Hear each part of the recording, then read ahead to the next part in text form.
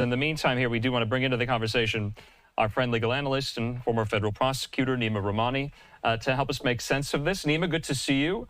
I feel like we haven't spoken in some time now that the conviction has come and gone here. But I guess my first question to you is, and maybe viewers have the same question, why is Trump still under the gag order post-conviction? He's already been convicted. Yes, we're waiting sentencing, but why is this still now partially in place? A great question, Andrew, and you're right. We were talking on a daily basis. Things have slowed down a bit. But, I agree with you. And I think the answer to that question is really appellate courts have upheld these gag orders. We're seeing more and more very broad gag orders, not just in the Trump or other political legal cases, but even in cases like Brian Koberger, the Idaho murderer, or at least the accused Idaho murderer. In that case, the judge imposed a gag order even on the victims' families. They can't talk to the media just because they may be witnesses in the death penalty portion of the case. But I agree with you. The conviction has already occurred. There's no reason that Donald Trump, a candidate for president, should be barred from talking about witnesses in the case. I mean, let's not forget the reason that gag order was in place, so there would be no witness intimidation. Well, Right. Those witnesses have come and gone, so there's no reason for that to still be in place. So for Trump, it's fair game now to go after Michael Cohen and Stormy Daniels without violation of a gag order here? I mean, is that what's going to happen?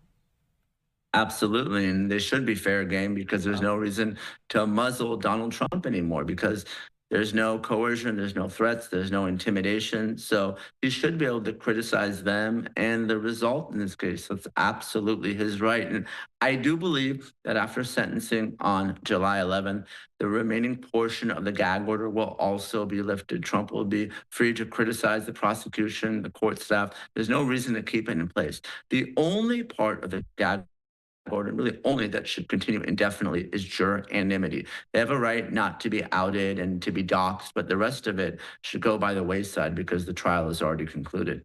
But if you're Judge Juan Merchan and you partially lift it today, why not just lift the whole thing? I mean, this is a matter of weeks we're talking about until the sentence.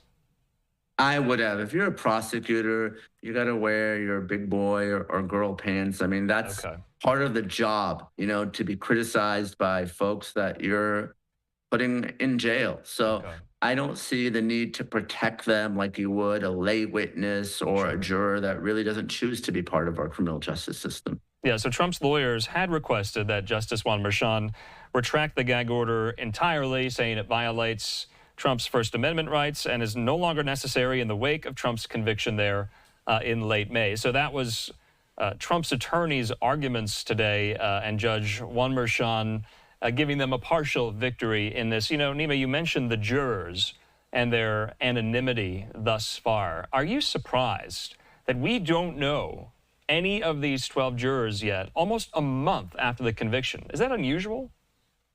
It is unusual. You would expect one of them to go on the talk show circuit, to start writing a book, and maybe that will still happen, but that's what we've seen for these high profile cases because people want to know the discussions behind the scenes, and we really haven't seen that. Now, obviously, as a prosecutor, that's the last thing you want to hear because you're always concerned that the jurors may say or do something that may compromise the verdict. So I'm surprised, but maybe it's the highly politicized nature of this case, probably the most politicized trial in American history, and folks, frankly, are scared and they don't want to deal with the potential political fallout of outing themselves. I see.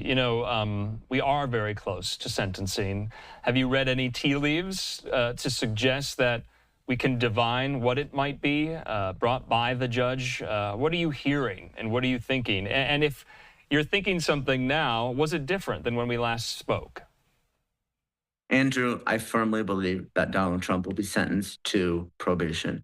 I can't see any circumstance where he's incarcerated. We've talked about the logistical challenges of that. Even home confinement during a presidential election doesn't make a whole lot of sense. And the tea leaves are that Trump violated that gag order 10 times, and those were willful violations, and Judge Juan Merchan wasn't willing to imprison him then, not even in the jail, in the courthouse for some short period of time. So I don't think any custody is going to happen. And frankly, under the New York sentencing guidelines for a nonviolent offender, first-time offender, for a Class E felony like this, not drug-related, it does allow for no jail time or probation. I think that's exactly what Donald Trump will get in this case. Okay, Neema, while we have you, we want to move from New York to Atlanta. We got some news today. Lawyers for former President Trump have filed an appeal to Fulton County Superior Court calling for the complete dismissal of the indictment in the election interference case and disqualification of District Attorney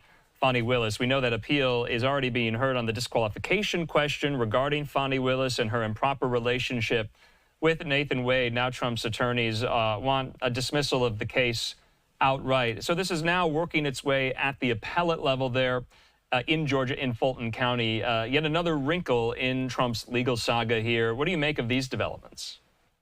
Well, the best defense is always a good offense. And in this case, the prosecution is really on the run. I've been critical of Fani Willis, both in terms of how she charged the case. She waited too long to charge 19 co-defendants in a case that really has been ground to a halt because of these procedural maneuvers. But hiring your boyfriend, and we talked about these politicized cases, and paying them when he probably wasn't the most qualified person. And then you got this unnecessary sideshow and this circus. And now you have an appeal, not only with respect to your disqualification, but really what we call outrageous government conduct. And judges do have a right to dismiss cases when prosecutors overstep. Now, I'm not saying that's what happened here. I don't think it rises to that level. But whenever you're even having to answer these types of filings, you've done something wrong as a prosecutor.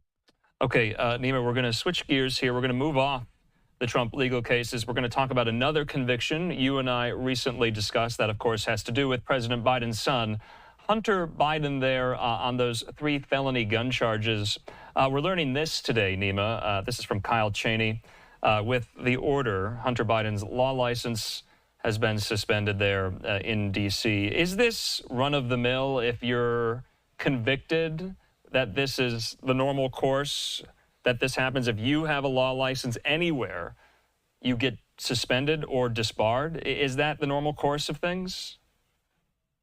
That is, Andrew. If you're convicted of a felony, and I'm licensed in California, Arizona, Nevada, and it doesn't matter. If I'm convicted of a felony, especially a firearm and drug-related federal felony, I'm going to lose my license. So maybe after I complete my sentence and probation, I can apply for reinstatement. But but generally speaking, as a lawyer, you have to self-report any criminal activity and certainly a criminal prosecution and conviction. So it doesn't matter what side of the political aisle you're on. I mean, law licenses can and will be suspended for this type of conduct.